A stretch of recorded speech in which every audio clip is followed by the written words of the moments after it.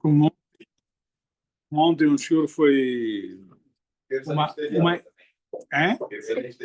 Sim, mas não disso. É do tema que você está fugindo, não é de mim. Então,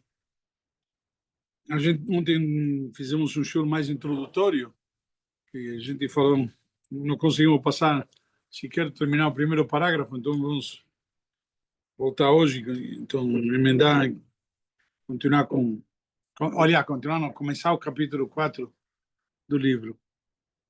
Então, nós tínhamos falado ontem que, na realidade, existem dois conceitos bem diferentes, que um é conhecer e outro saber. Nós vimos comentamos aquela famosa história do Rebbe Yitzhak de Berdichev, quando estava com o sogro, e ele perguntou o que ele aprendeu em Meshivus, e ele respondeu que ele aprendeu que Deus existe.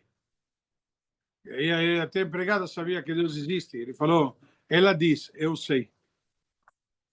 E isso, na verdade, é a grande diferença aqui. O que significa saber de alguma coisa? Nós vimos ontem, quando você sabe algo que faz parte de você, falamos do conceito de aprender, e que isso passa a ser parte de você.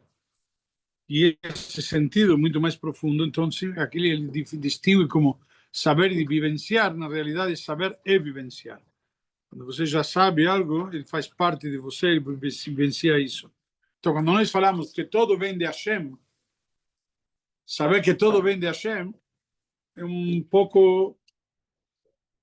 Não, é um pouco no ar, pior que abstrato, quero dizer. Por quê? Porque se fala da boca para fora, mas na hora H você se preocupa e você toma atitudes e não confia, está na mão de Hashem. Quando você está na mão de Hashem, significa eu faço a minha parte e o resultado depende dele. A Torá traz um exemplo muito legal e nos ensina isto através de quê? Da mitzvah de Bikurim, das primícias. E que a mitzvah de Bikurim diz que deveria ser trazidas as primícias, por exemplo, o camponês. Por que o camponês tem que trazer as primícias? Teoricamente, todos nós devemos trazer um pouco daquilo que produzimos. Cada um daquilo que produz. E tem gente que não produz, então traz um pouco daquilo que ele não produz. Mas o conceito qual é? Cada um tem que dar um pouco, a reconhecer. Só que o camponês é o protótipo da pessoa que ele trabalha duro, ele vai na lavoura no amanhecer, como a gente diz, de sol a sol, ele está ralando o tempo inteiro, o dia inteiro, não tem sol, não tem chuva, não tem mau tempo, ele está o tempo inteiro na lavoura, mas ele sabe que mesmo assim, todo o esforço dele tem o quê? Um determinado limite. Por quê? Porque na prática o produto final vai acontecer dependendo de Hashem. Porque independentemente de todos os fatores e dedicação e esforço dele, tem o que chama Siyata Dishmai, ajuda dos céus. Que no sentido simplesmente de que se tiver chuva demais, vai estragar. Se tiver seca demais, vai estragar. Se tiver frio demais, vai estragar. Na realidade, muita coisa ainda que, por mais que ele se esforçou, se dedicou e trabalhou e tudo mais, em determinado momento ele chega no Beit HaMikdash e ele agradece. Isto daqui que estou trazendo simbolicamente é um reconhecimento e agradecimento de tudo que você Hashem, fez acontecer. Por isso que na prática tem esse trecho tão especial dos Bikurim, quando eu via a pessoa para Jerusalém, me trazia a oferenda de Bikurim, que são as primícias e tudo. Por quê? Ele só conseguiu ter essas primícias graças a isso. Graças a quê? A Deus. O esforço dele era forte, era intenso, mas contudo, o principal é que precisa da Barajá de Hashem para que faça dar certo e que tenha o resultado final. Pelo menos esperado ou acima disso, inclusive. Então, voltando ao assunto, então, há uma grande diferença entre dizer eu sei, ou eu acredito, ou eu sei. A pessoa que fala, ele acredita que Deus manda para nascer, etc. Bom dia. Em Rosh Hashanah, Deus estabeleceu quanto que ele vai ganhar nesse ano. E isso vai acontecer. Ninguém vai acrescentar um centavo, ninguém vai tirar um centavo. Isso vai acontecer. Então, é a mesma coisa, a diferença entre emuná e bitachon. Emuná todo Yehudi tem, fé. Agora, confiança na Hashem, esse bitachon, isso são alguns. E isso concluímos ontem no Shur, falando que quem tinha o protótipo de bitachon, Nachshon ben Aminadav. Lembra, Arthur, ontem quando falamos? Então, ele que falou justamente que Nachshon foi aquele que, mesmo que as águas chegaram às narinas, até as narinas dele, ele foi lá e deu mais um passo à frente. Por quê? Não fez cálculos, não fez, não imaginou nada. Hashem mandou Davi ben Israel Beisau e ele foi em frente. Então vamos, e aliás, para concluir, contando a passagem inteira, que isso é mais a lição importante, e o Rebbe traz numa Sihá que da onde ele podia ter confiança, tanta confiança nisso, e se Deus não fizesse, ele deu um passo a mais, e se Deus não abrisse o mar. Então se explica que, na realidade, o mérito de você confiar plenamente na Hashem é tão grande que só por esse mérito Hashem vai fazer acontecer. Mas isso porque você confiou. Então, quem confia mais, recebe mais bênçãos. Na verdade, tem um versículo, o rei Davi diz, Aboteach ba'Hashem, chesed yesovevenu. Quem confia em Hashem, bondade o cercará. Ou seja, na prática, se você confia plenamente, é que você não confia em Hashem. Você vê, você fala para a pessoa, não confia em Hashem, confia em si próprio, confia em fulano que vai arrumar para ele, em ciclano que vai conseguir, tem um esquema, sabe? As pessoas confiam, entre aspas, num jeitinho, por assim dizer, e não necessariamente confiam em Hashem plenamente. Se você confia em Hashem plenamente, faz o que Hashem mandou e acabou. Aquilo que nós já estudamos algumas oportunidades. Ninguém sai prejudicado por confiar na Hashem, por cumprir com a vontade de Hashem, etc. Então, na realidade, e o que Hashem quer? O teu bem. Hashem quer o teu bem. Só que a gente acha que nós sabemos melhor que Hashem o que é bom para nós. A gente pensa assim, às vezes. Então, em uma das duas drashot, dos discursos eloquentes que falava o Magid de Kelen, então, era chamado de Saba Mikelen, ele analisa alguns conceitos ligados ao bitachon, que Bezrat Hashem nos ajudarão a colocar a emuná na prática. Porque, como falamos, emuná é algo teórico. Eu acredito. Agora, na prática, é bitachon. Estou seguro. Estou seguro que vai acontecer. É simples, não? Entendeu? Eu faço a minha parte, ele faz a dele. Sim, mas de qualquer jeito saber, como diz o rei Davi no Teilim, Ashlech al Hashem, joga para Deus. Joga na mão dele. Então, é fácil falar. Sim, claro. Minha parte é fácil. Não. A tua parte não, você não faz. A tua parte é confiar nele. Essa é a questão. A tua parte é confiar nele. Essa faz parte da tua parte. Então, ele analisa alguns conceitos que nos vão ajudar a colocar isso em prática. Muitos dizem que tem bitachon em Hashem. Onde vemos isso? Inclusive. Muitos dizem que temos bitachon em Hashem. Onde vemos isso? Na nota de $1. In God we trust. Na nota de $1, in God we trust. Na nota de $100, já não aparece. Aí já é no George Washington. Aí já confiamos em George Washington. Aí é outro tipo de confiança. In gold. In gold. Certeza.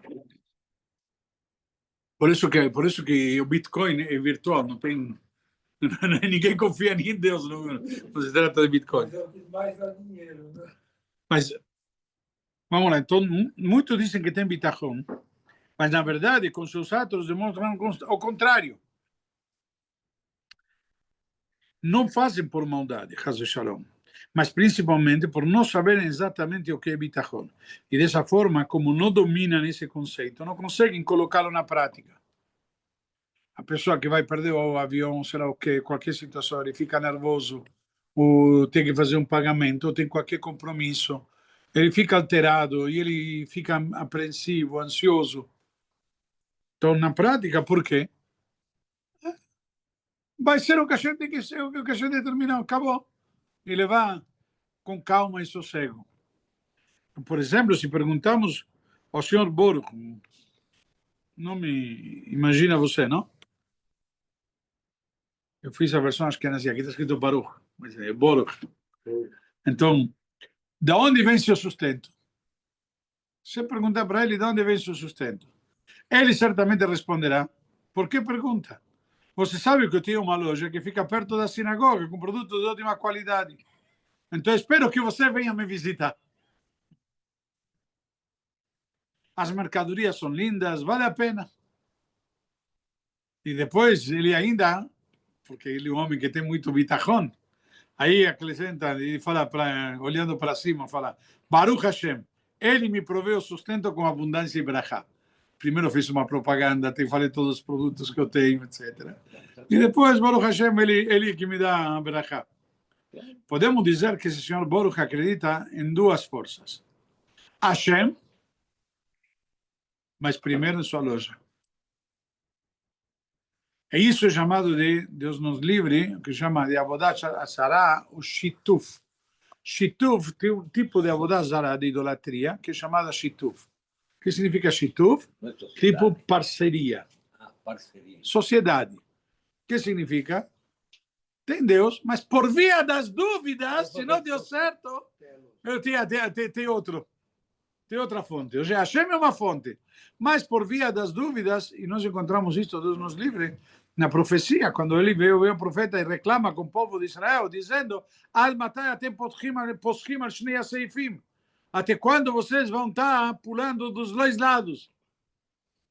Ou seja, se quando que ele veio, justamente, que a Israel, ele estava se dedicando a Hashem, confiava em Hashem, mas por via das dúvidas tem um ídolo que chamava Baal. Vamos, por via das dúvidas, vamos no Baal. Tá bem. Se dá certo, Hashem, ótimo. Se não, por via das dúvidas, sabe? Então, é? Seguro. Isso que não é seguro, ao contrário, isso é idolatria. E não somente idolatria, isso na prática é o pior que tem. Porque está explicado que você não consegue nem fazer chuva. Porque você não admite que você está errado. Não é que você fez idolatria, não. Por via das dúvidas, estou com a Hashem também. Ou ganha ou empate. Não sei, estou com a Hashem também. E o cara que pensa que se deu certo, foi no cassino e jogou no vermelho e no preto. Mas saiu zero. E aí? Entendeu? E aí? É o que significa que não existe. Certeza absoluta. Não existe apostar no... Você pode apostar no preto e no vermelho e perder. Ou no par e o um ímpar. cavalo que se chamava Rei David, 70 anos atrás, ainda está correndo. Sim. E o melhor, não está alimentando. Então,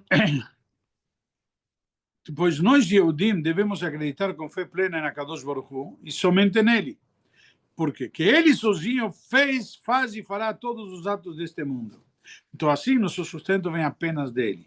E só dele, assim se explica. Então, a gente tem que saber que tudo vem da Kadosh Baruch Hu.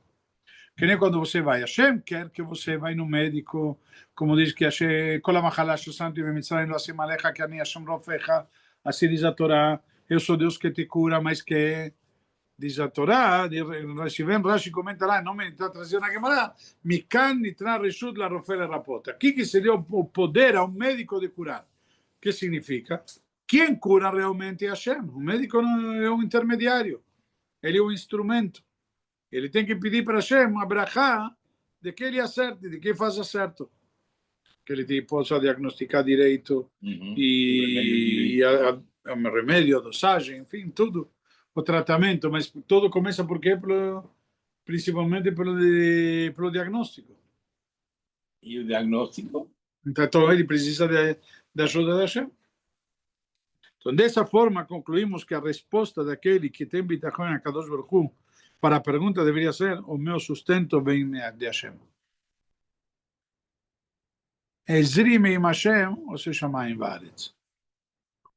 Quando pergunta, me'ain yavo Ezri, de onde vai vir minha ajuda? Minha ajuda vem de Hashem. Ponto. Isso daqui. Então, acabou. Nós vemos um exemplo interessante de um bitachon, 121, Salmo 121. E Me'ain também do nada. Me'ain, a palavra Ain Olha, significa nada. Porque do nada, e que é nada é Hashem. Hashem. Mas tem uma história interessante de Bitachon que a gente encontra na passagem do profeta Jonás. Quando nós lemos a história de Jonás, a maioria das pessoas está relaxando, dormindo, etc. No Yom Kippur à tarde. As pessoas chegam depois de Jonás. Foram relaxar, etc. Hace shalom, não foram comer, foram relaxar. E chegam depois.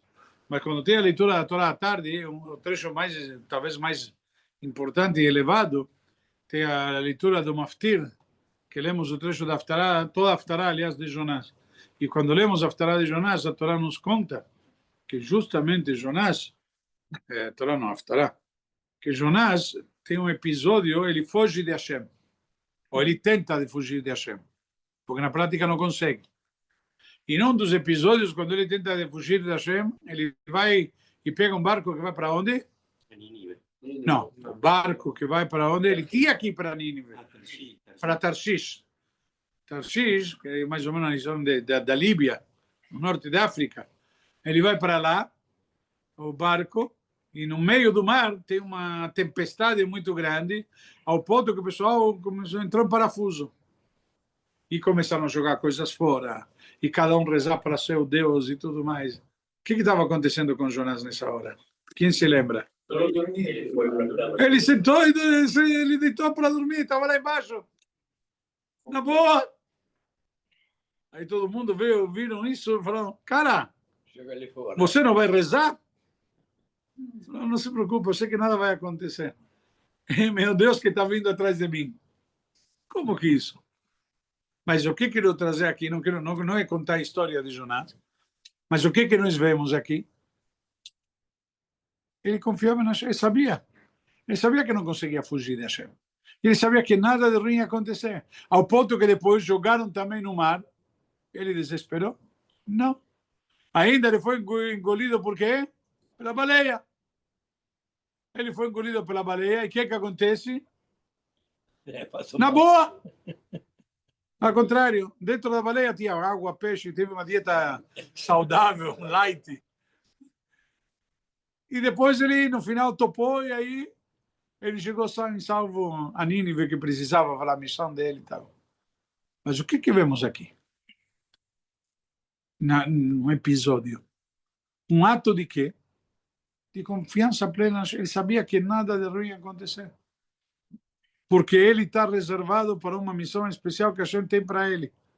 Então, seja o barco, seja a tempestade, inclusive eles pensaram que o barco ia ia quebrar o barco. Mesmo assim, ele estava sossegado. Uma coisa é apatia, uma coisa é indiferença, e outra coisa é a confiança na Hashem, que não adianta esquentar a cabeça. Aquilo que falamos ontem, a tranquilidade que dá, como vimos no livro do Shara Bitachon, a tranquilidade que dá para a pessoa de confiar em Hashem. Acabou, não adianta esquentar. Vai ser o que Hashem quiser. Se vai ter que ser, vai ser. Não significa que você tem que ser relapso, que você tem que ser negligente, etc. Não, tem que levantar de manhã, tem que rezar, tem que trabalhar, etc. Mas você tem que saber, primeiro vai rezar. Por quê? Para que isso te traga depois a brachá naquilo que você vai fazer. Então você pede para Hashem, Hashem, me ajuda, que dê certo. E aí você vai fazer. Ok? Agora, a ansiedade é uma coisa dos dias de hoje, mesmo pessoas religiosas, a gente vê. Mas por que você diz que a ansiedade é coisa de hoje? Não, é coisa dos dias... Você se lembra como era 200 anos atrás? Eu não sei, mas eu sei que é uma das coisas assim que... A ansiedade hoje...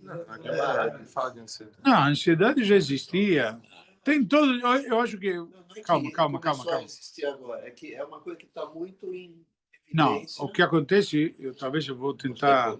O que eu penso, por exemplo, muitas vezes, muitas dessas doenças, entre aspas, psicológicas, etc., não são doenças de agora ou de antes, são doenças, primeiro, que não eram identificadas com esse rótulo, talvez, primeiro. Segundo, uma questão que é clara, tem gente que hoje em dia precisa de uma desculpa e joga a desculpa dos erros, dos fracassos a essas doenças ou essas dificuldades.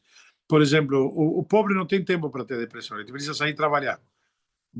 Depressão é doença de rico, entendeu? E o pobre não tem para pagar a consulta do terapeuta, então ele não se dá o luxo, vai, trabalha, rala, e chega em casa e agradece a Deus e comemora tudo que ele não tem, que não é nada, certo? Que nem você vê quando tem tempestades, enchentes e demais, entrevistam o cara na TV e falam, o cidadão aqui, que um coitado veio a enchente e perdeu tudo. Fala, a gente não tinha nada e perdemos tudo. E não tinha nada, mas ele perdeu tudo. Ou seja, na realidade, isso daqui é muito relativo. Contudo, eu vou me fazer um parêntese, me permitir. Tem uma Guemará famosa que fala de que estava o profeta Daniel com Hanania, Mishael e Azaria, e eles três, a Guemará discute que o profeta Daniel era profeta, e consequentemente ele tinha visões. A Guemará diz, sobre um versículo, diz que estavam Hanania, Mishael e Azaria junto com ele, e ele não viu e eles viram. Onde? E eles não viram, eles não tiveram a visão, eles três, mas de repente, Bacharadak Dolan afla aleiem. E eles tiveram um medo repentino. Hoje em dia, talvez o pessoal vai tratar isso de síndrome do pânico. E a Guemará discute sobre isso. E a Guemará diz que deve se fazer, etc. E Rashi pergunta, o que é isso que aqui? E a Guemará traz. Por quê? Diz que Daniel era melhor que ele. Por quê? Porque ele viu a visão. Teve uma visão que ele viu, era profeta. E eles não viram, mas eles foram melhores. Por que foram melhores? Yuadif Minayu. Por que diz a Guemará eram melhores? Por quê? Mazalai Hazi. Mazalai Hazi. Afargav de Yod Hazi, Mazalai Hazi. Mesmo que eles não viram, o Mazal deles viu. Rashi comenta o que significa o Mazal deles. Diz Rashi, a parte da Neshama que está lá em cima. Viu que tinha alguma coisa e de repente eles sentiram um medo aqui embaixo. Ou seja, tem uma parte da Neshama lá em cima que está enxergando algo que nós não enxergamos. E de repente você tem como se diz, um mau pressentimento. Hoje em dia, alguém que passa por isso vai dizer o que é que tem? Síndrome de pânico.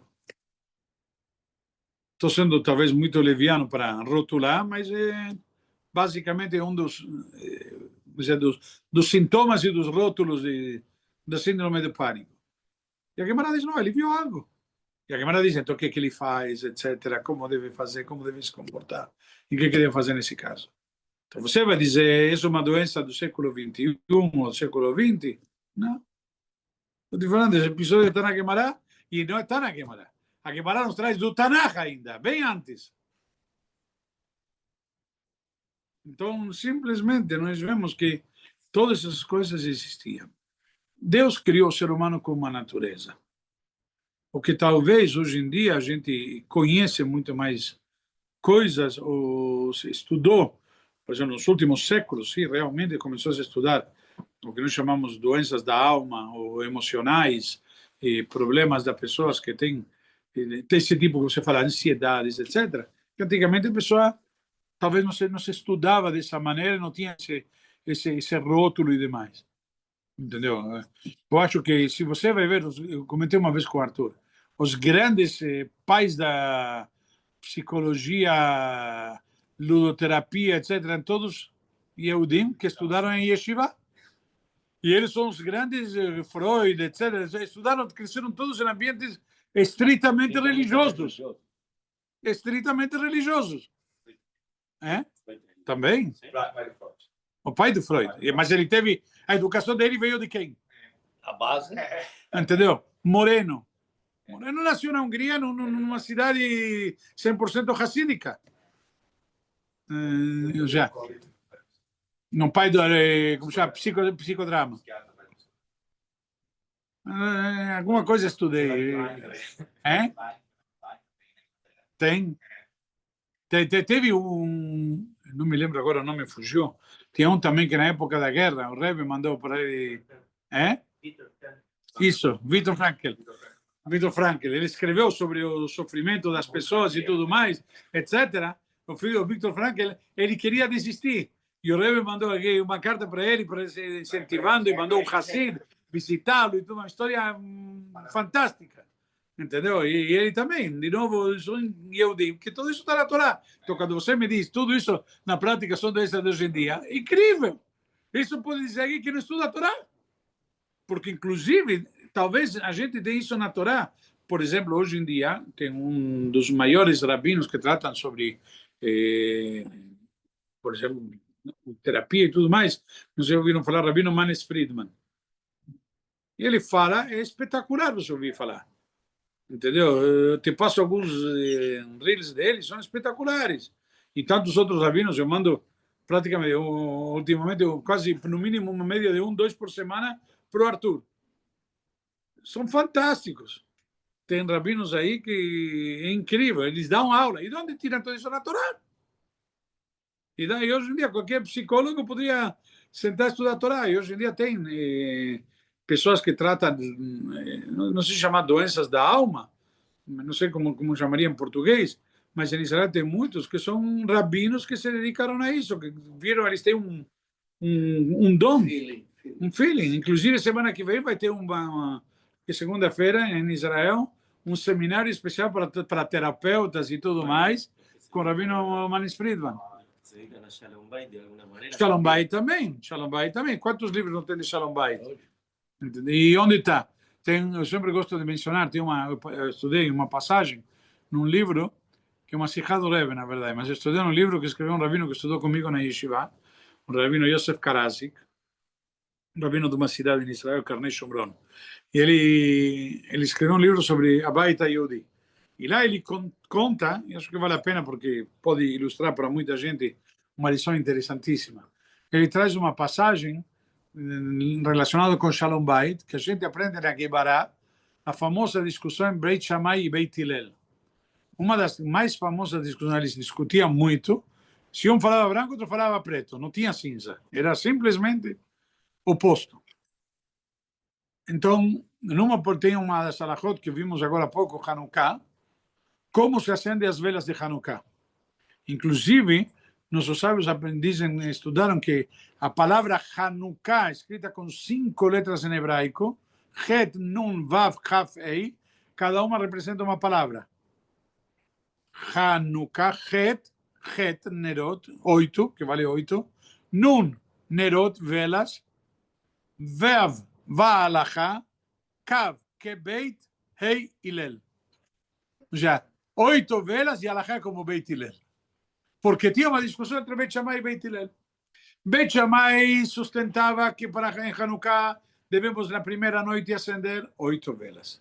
Na segunda, 7 velas. E como chama, Kochet Veolech, ele vai diminuindo a cada dia. Até que no último dia acende uma vela. Por quê?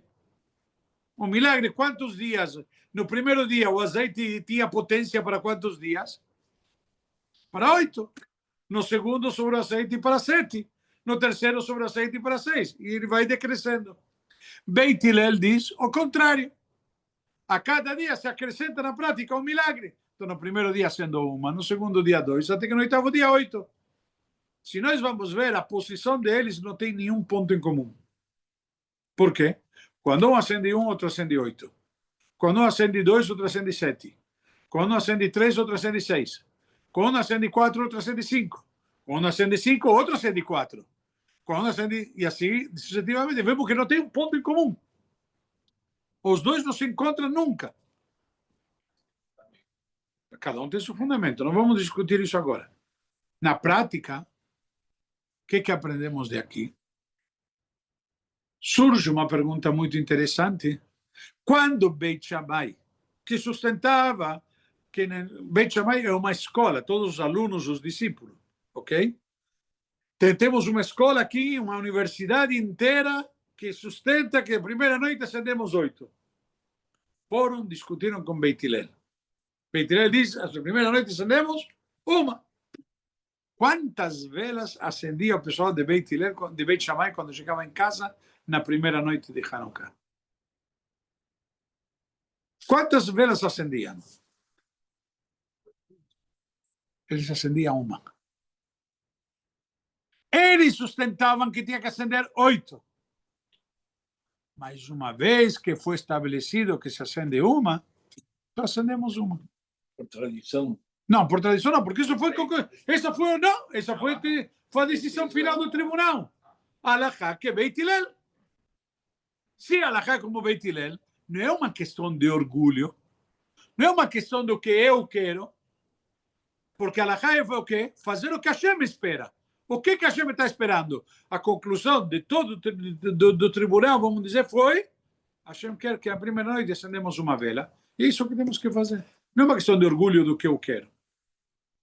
Você vai dizer, bonito, então acendemos. E na prática, todos acendemos a primeira noite de Hanukkah, uma vela. O Rabino traz lá essa lição maravilhosa na prática, na nossa vida. Na nossa vida, você discute com tua mulher. Chega final de semana prolongado e você fala, vamos para a praia. E ela fala, vamos para Atibaia. Não. Para onde vamos? Alahá conforme. Como vamos? Por isso que diz o famoso ditado, quem tem juízo, obedece. Na realidade, como fica a alahá? Então, isso é um tema muito interessante. Marido e mulher têm que discutir até chegar numa conclusão. Não tem que se fechar. Eu quero isso. Tá bom? Ok? Isso que você quer.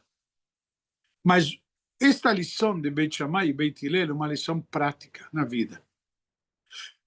Vou dar um exemplo bem utópico, mas muito real.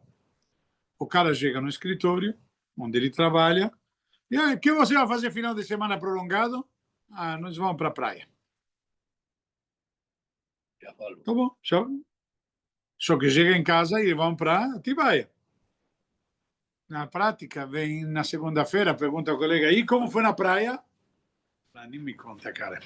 A gente foi de novo para Atibaia. O que aconteceu aqui? Ele se sente um loser, um perdedor. Ele se sente que a mulher manda nele, ele gato e sapato. Ela faz dele o que ela quer. Pau mandado.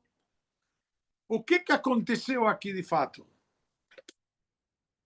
Ele se colocou numa posição onde é questão de quê? De orgulho. Quem ganhou e quem perdeu. E não se trata de quem ganhou e quem perdeu. Se trata o que o casal decidiu, que nem falamos a história de Beit Shammai e Beit Hillel. Então, simplesmente, você vai dizer, hoje em dia os casais têm problemas de Shalom Bait, as mulheres que mandam, os maridos que são pau mandado, etc. e tal. Não. Tudo depende de como você encara. Tem um famoso meme, não? Eu vou perguntar para minha esposa se estou com fome. O cara me convidou para jantar, vou perguntar para minha esposa se vou estar com fome. A realidade não é essa. A realidade é se nós conversamos, como Beit Shammai e Beit Hillel, um pensa uma coisa e outro pensa outra. Não é questão de quem ganhou e quem perdeu. Agora, se você coloca nesses termos, se você coloca nessa posição de que um ganha e outro perde, então lamento te dizer, os dois perderam. Para por aqui. Escolha,